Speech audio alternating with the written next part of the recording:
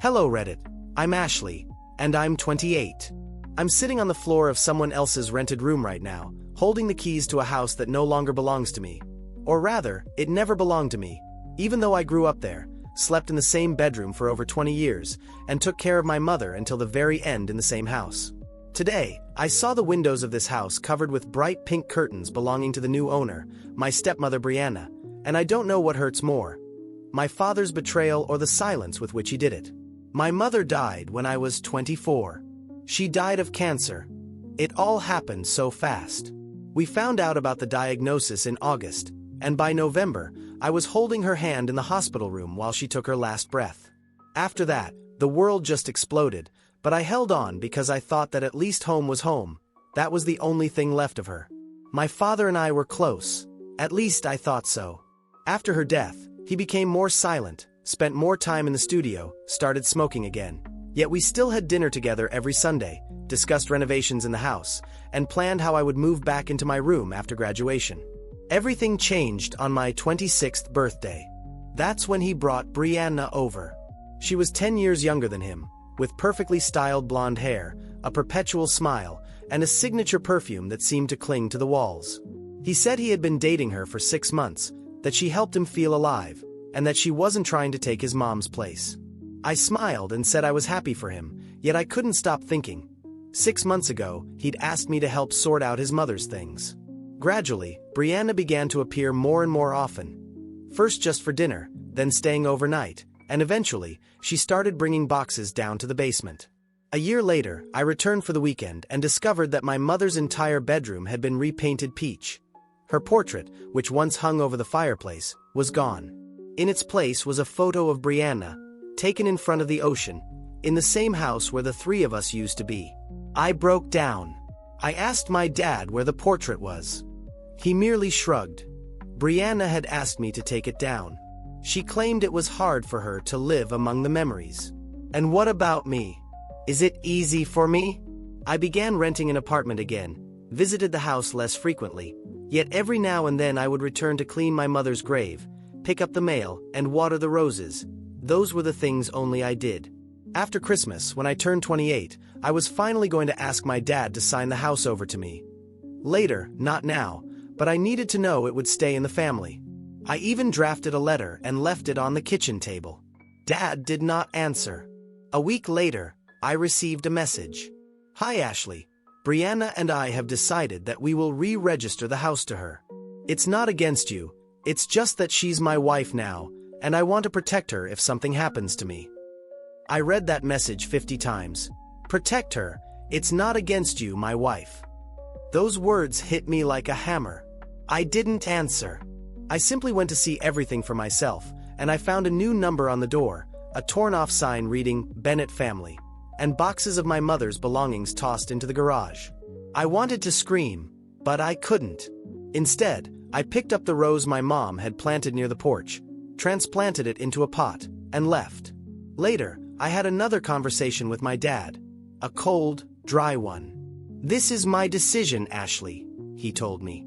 I'm not coming back. He didn't try to stop me. A few months later, I discovered that Brianna had put some of my mother's jewelry up for sale.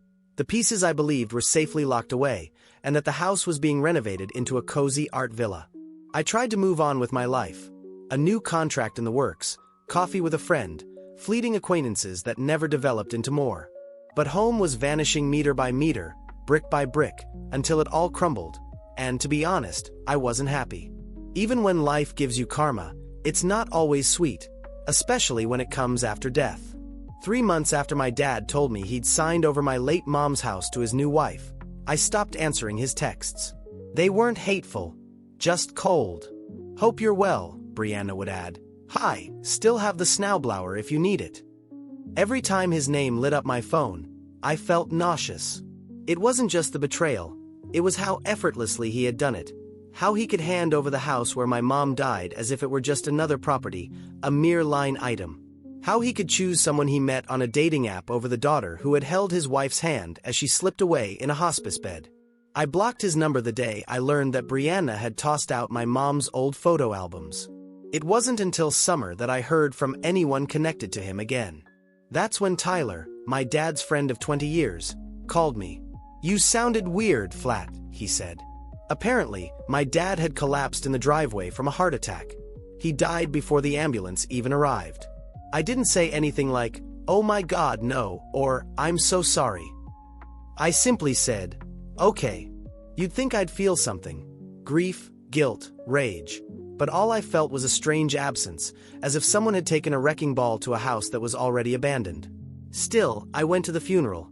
Not for him, but for my mom, because he was buried beside her, and I needed to see that for myself. The service was a circus. Brianna wore a black dress that was 2 inches too short and spent more time posing for sympathy hugs than actually grieving.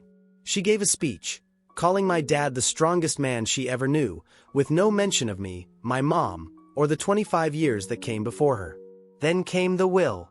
And here's the part that caught me off guard. Despite giving Brianna the house before he died, my dad left everything else to her too. Savings, insurance payout, his classic car, everything went to Brianna. I wasn't even mentioned. Not a single word. Yet Brianna had the nerve to approach me at the reception, sipping wine like it was a party, and say she wanted to reach out before it all happened. I told her, "You need space. I hope you can find it in your heart to forgive us. Forgive us." I stared her dead in the eyes and said, "You don't get to ask for forgiveness for something you were proud of." Then I walked out that night. I stayed up until 3 a.m., staring at old pictures of my parents, their wedding, Christmas mornings, my mom in the garden, which she loved so much, before Brianna replaced it with concrete pavers for her meditation circle. The grief came crashing in, not for my dad, but for the idea of what he could have been, the father he pretended to be. Weeks passed, and I started trying to move on. But Brianna wasn't done.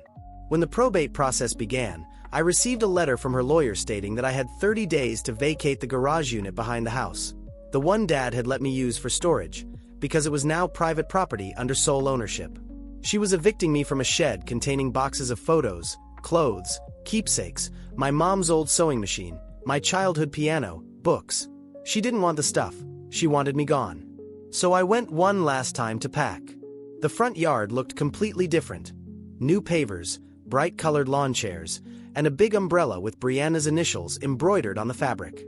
I entered through the side gate. The shed still smelled like my mom's old linen closet.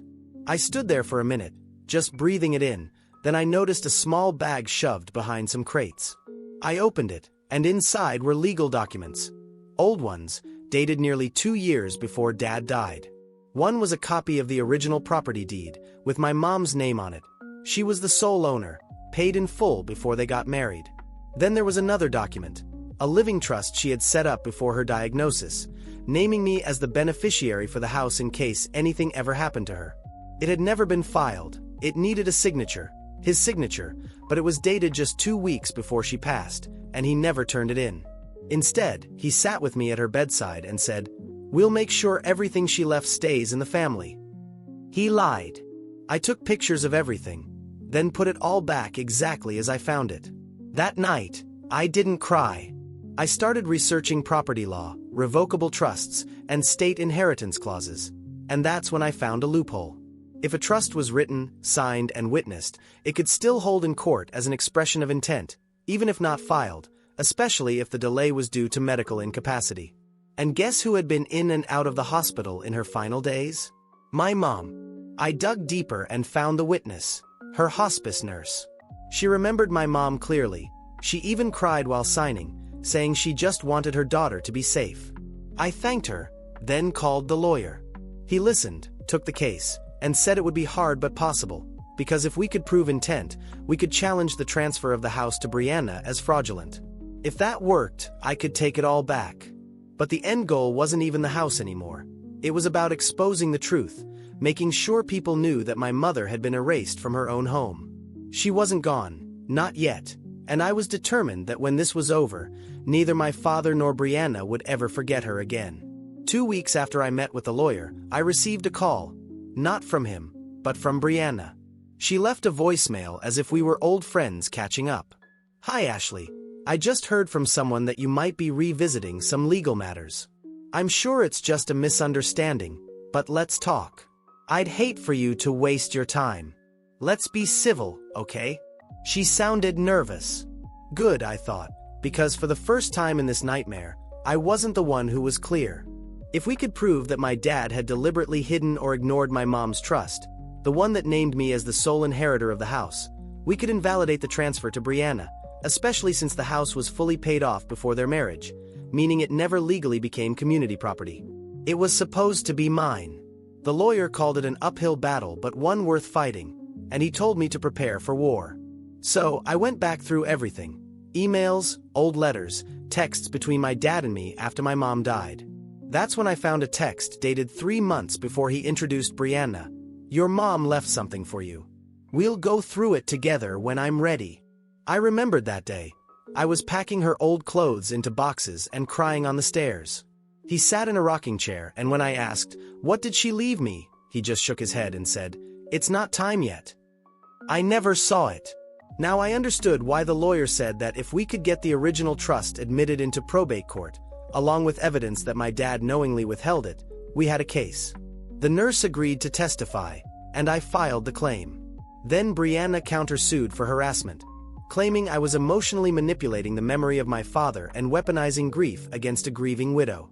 I almost laughed when I read her 3-page letter in court, where she called me unstable, vengeful, and obsessed with erasing her from a home she had lovingly restored, when in fact she had bulldozed my mom's garden, ripped out her wallpaper, and thrown out her wedding dress.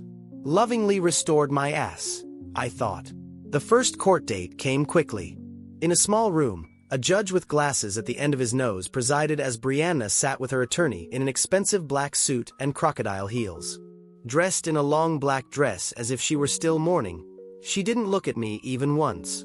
My lawyer presented everything: the trust, the dates, the nurse's affidavit, photos of my mom with the deed. The judge listened, nodded, and asked Brianna's lawyer for a response. He uttered a phrase I'll never forget: "The trust was never filed. That shows it was never truly intended." Then I stood up.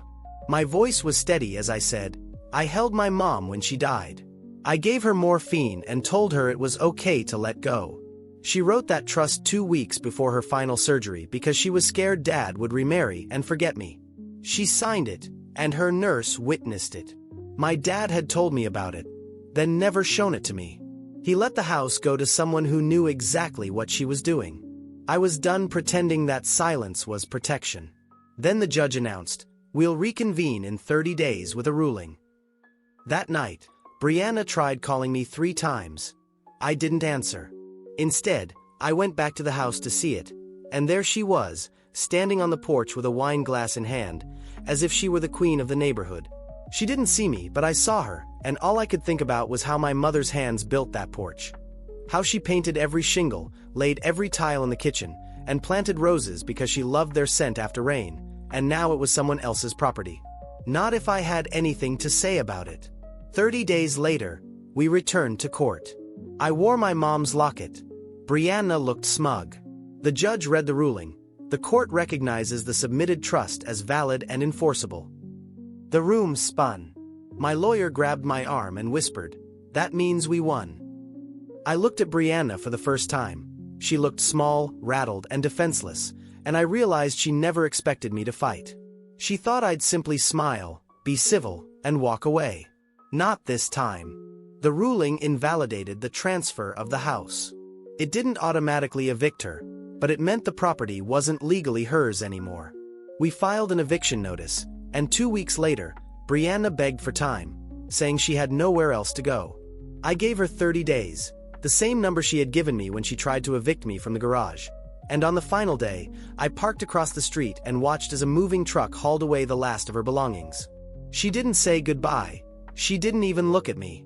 Now I live in the house my mom built. I brought the roses back, repainted the walls in the soft sage green she loved, and in the living room, right above the fireplace, the old wedding portrait, the one Brianna tried to discard, is back where it belongs. I never thought I'd fight my own father's legacy, but what he did wasn't love. It was betrayal masked as protection. He gave away my mother's home as if it were a souvenir from a past life, and Brianna learned the hard way. You can't erase someone's memory just because you repainted the walls. At first, the house didn't feel like home. When I walked back in with the keys, it felt cold, as sterile as a hotel room haunted by a stranger's ghost. Brianna's tacky crystal vases remained in the kitchen, along with her beige throw pillows and a faux modern clock hanging where my mom's antique one once stood. The carpet smelled of vanilla and money, and none of it was mine. I didn't cry. I simply opened every window and lit a lavender candle, Mom's favorite. Then I began packing everything that wasn't ours in boxes, one by one. The first thing I retrieved was my mom's quilt, which I kept in a vacuum bag for years. I laid it on the bed and just stood there, staring at the stitching she made when I was 10, patching together pieces of her old clothes. I remember that summer, music playing softly in the background, a glass of wine in one hand and thread in the other. When Dad joked it looked old-fashioned and Mom replied, "That's the point." Now, here I was, restoring every corner of the house she loved, while he had given it all away. A week after Brianna moved out, I received a letter in the mail. No envelope, just folded paper taped shut. It read, "I hope you're happy. You destroyed everything your father built. This won't make her proud. You've only made enemies." I laughed, not because it was funny, but because it was so desperate. She thought I cared about enemies. She thought I did this to make her miserable. She still didn't understand. This wasn't about revenge. It was about restoration. The following week, I ventured into the attic, untouched, just as my mom had left it. I found boxes of garden clippings, old recipes, stacks of letters tied with blue ribbon, but one box made me pause. It was labeled, "If something happens." Inside were journals and letters, some addressed to me, some to Dad. One entry read, "If you're reading this, I'm gone." My hand shook as I read for hours. She detailed her fears, the cancer, sleepless nights, and her hope that Dad would take care of me. In her final entry, she wrote, "If he remarries, that's okay, just make sure he doesn't forget us." He did forget, and for that, I don't forgive him. But she never asked me to hate. She asked me to remember. And I realized that this fight wasn't about keeping Brianna out. It was about bringing my mom back in. I decided to rebuild the garden. I went to the same nursery she used to frequent, where the elderly owner still remembered her, recalling how she once arrived with messy hair and mismatched socks, and the woman smiled, saying, "You were her sunshine." I bought the same rose bushes, lilacs, and lavender sprigs, and planted them in the exact pattern she had. Neighbors began stopping by. At first, I assumed they were simply nosy, but then one man in his 60s asked, "You the daughter?" I nodded, and he added, "Your mom was special. She used to bring soup to everyone during flu season. We all missed her." Soon, it became routine. Every morning, I watered the plants. Every afternoon, I worked in her old sewing room, now my office.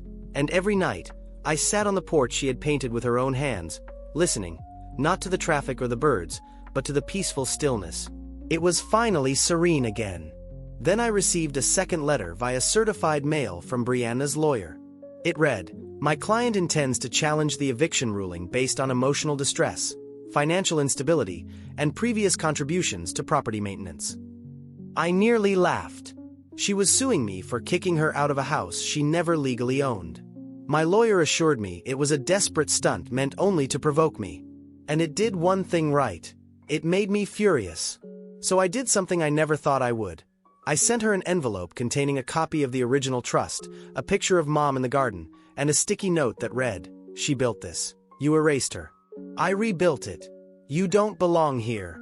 I didn't get a response, and I didn't need one.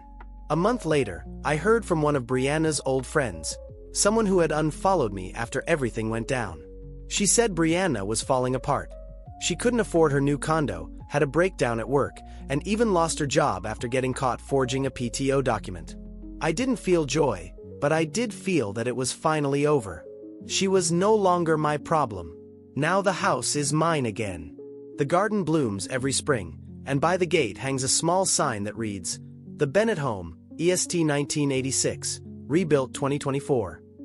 I added rebuilt, because I restored not just the walls, but the memory and the roots. Reddit, people often talk about karma as if it were loud and dramatic, explosive. Yet sometimes, karma is quiet. It's a letter in the mail, a steady voice in court, a woman who plants roses in silence while the world watches. 3 months after the court ruling, I sat alone on the porch, the same spot where my mom used to drink her morning coffee, humming melodies reminiscent of childhood. The roses had bloomed, Brianna was gone, and for the first time in years, I could finally breathe. Then, a knock sounded, not at the front door, but on the side gate. I stood up, my heart skipping a beat, wondering if it was a neighbor or a delivery. When I opened the gate, it was my aunt, my mother's sister, with my cousins trailing behind. We hadn't spoken since the funeral, not because of a fight, but because of life, distance, and the grief that builds an invisible wall after a loss. Yet there they were, each holding a casserole dish. "I hope it's okay," my aunt said. "We thought maybe we'd visit." She would have wanted us to. I just nodded, fighting back tears. They stayed for hours. We sat on the porch, shared stories, and looked through the photo albums I'd rescued from the attic. They even laughed when I recounted how Brianna had tried to renovate the soul right out of the house. Then my aunt said something that resonated with me. "Your mother fought for beauty in quiet ways. I'm glad you fought for her the same way." That night, after they left, I sat in what was once my mom's room, now mine. I picked up her old perfume bottle, sprayed a little lavender and bergamot, and said aloud, "I hope I made you proud." Then came one final letter, not for Brianna, but for my dad's attorney. Apparently, my dad had left one last file with his lawyer weeks before his death, a letter not included in the official will, but intended solely for me. It arrived in a manila envelope, handwritten in old-school cursive. "Ashley, if you're reading this, I'm gone. I doubt you're surprised. I was never the healthiest. I know you probably hate me. Maybe you should. I made mistakes, not just about the house, about how I handled your mother's death, about how I handled you. I love Brianna. I want to apologize for that, but I should have protected you, not her. Your mother was stronger than me. Always was. I was afraid of being alone, but I was proud of you always. If I could go back and sign that trust, I would. I'm sorry you had to do what I couldn't." I didn't cry. I didn't forgive him either, but for the first time since this war over the house began, I let go of the weight.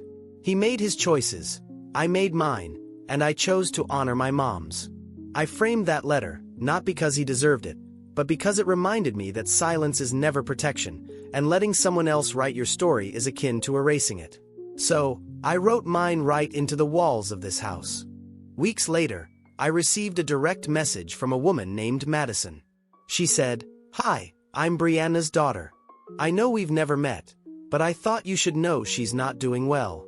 She talks about you constantly, about the house, about how you turned everyone against her. I just wanted to say I'm sorry for what she did. You didn't deserve it." I stared at her message for a long time before replying, "You're not your mother, you don't owe me anything, but thank you." I haven't heard from her since, and that's okay. Some stories really don't need sequels. Now, life is quieter, better. The house is filled again with warmth, friends, and light. I host Sunday dinners, just like Mom used to. Same table, same mismatched chairs, the same comforting atmosphere. Only now, I'm the one humming. Sometimes, as I wander through the house, I catch a memory, a glimpse of my mom folding towels in the hallway, her soft humming in the kitchen, Dad leaning in at the doorway as if he still couldn't believe she'd said yes. I don't feel hate. I feel history and peace. This wasn't about revenge. Not really. It wasn't about making Brianna pay or even about winning in court. It was about restoring something that should never have been taken. Not just the house, but my mother's legacy, her fight, her fire, her quiet refusal to be erased. So when people ask me if it was worth it, the legal battles, the court hearings, the stress, I say yes, because this wasn't just a house. It was a memory, a promise, and now, a future.